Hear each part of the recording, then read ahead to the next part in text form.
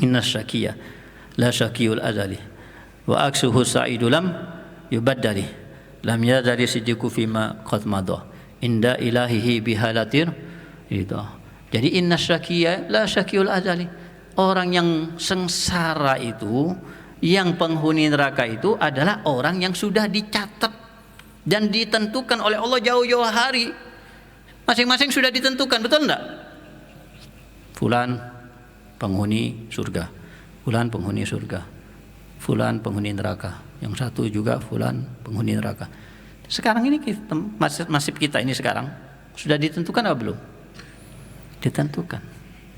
Na'udzubillah.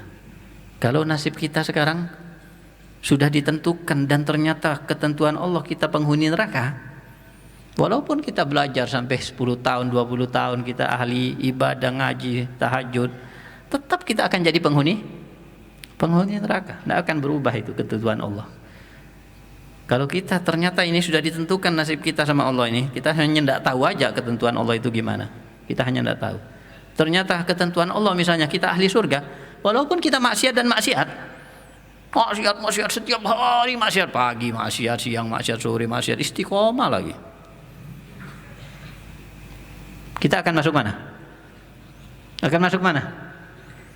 Di ketentuan Allah penghuni surga, tapi maksiat terus tiap hari, masuk mana? Tetap masuk surga. Wah, berarti enak ya, maksiat aja sudah puas-puasnya enak ini. Percuma kan tidak berubah juga.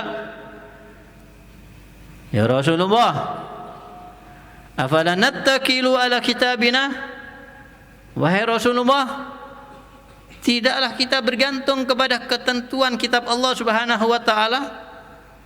Kalau begitu, kalau sudah memang dicatat masing-masing tempatnya di mana dan tidak akan pernah bisa berubah ketentuan Allah, buat apa kita beribadah? Ya kan?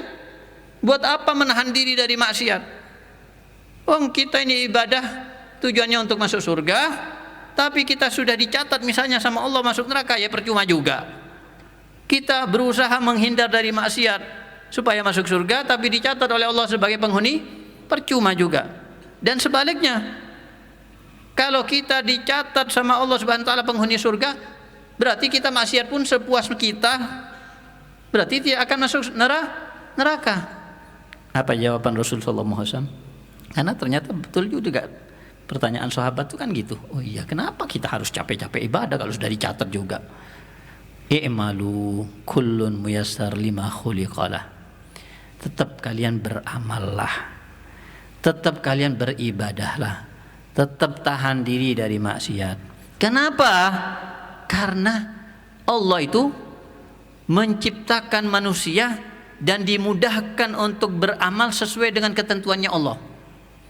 Allah menciptakan Z dan ditentukan nasibnya Z ini di surga misalnya, maka Allah akan memberikan kemudahan kepada Z ini untuk melakukan amalan-amalan surga.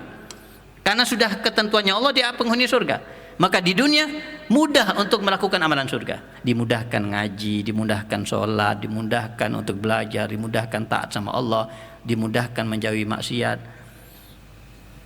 Dan sebaliknya, kalau Allah catat Z ini sebagai penghuni neraka, Allah akan mudahkan untuk apa? Maksiat.